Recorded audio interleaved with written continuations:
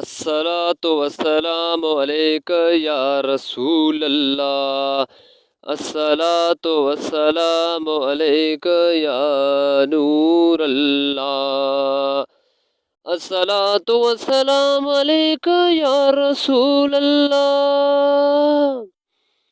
میرے پیارے بھائیوں، السلام علیکم۔ آج میں اس ویڈیو میں ایک آپ لوگوں کو وظیفہ بتاؤں گا، لیکن وظیفہ آپ کو پورا ویڈیو دیکھنا ہے، پورا ویڈیو واچ کرنا ہے۔ شاید آپ نے پہلے بہت بار اس وظیفے کو بھی سنا ہوگا۔ یہ وظیفہ ہمارے دوست خادم منصور احمد اس نے دیا ہے۔ یہ جو وظیفہ ہے اس کی بہت پاور ہے۔ یہ وظیفہ آپ کو کس طرح کرنا ہے، اس وظیفے کی بہت تاثیر ہے۔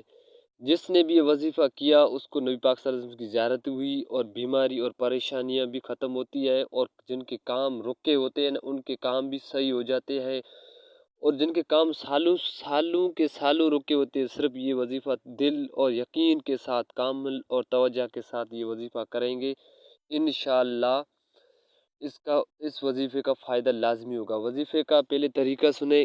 طریقہ یہ یا عصر نماز کے بعد کرنا ہے، یا عشاء نماز کے، یا تہجد نماز کے بعد کرنا ہے۔ وظیفہ یہ کہ سب سے پہلے آپ کو یا محمد کہہ کر پھر آپ کو صلی اللہ علیہ وسلم 100 بار کہنا ہے۔ 100 بار کہنا ہے، یہ ٹوٹل ہو جائیں گے 700 مرتبہ۔ آپ کو مطلب پہلی بار آپ نے کہا یا محمد پڑھا، پھر صلی اللہ علیہ وسلم آپ کو 100 بار پورا کر دیا، پھر دوبارہ یا محمد کہہ کر صلی اللہ علیہ وسلم 100 بار پورا کرنا ہے۔ اس طرح آپ کو 7 مرتبہ کرنا ہے۔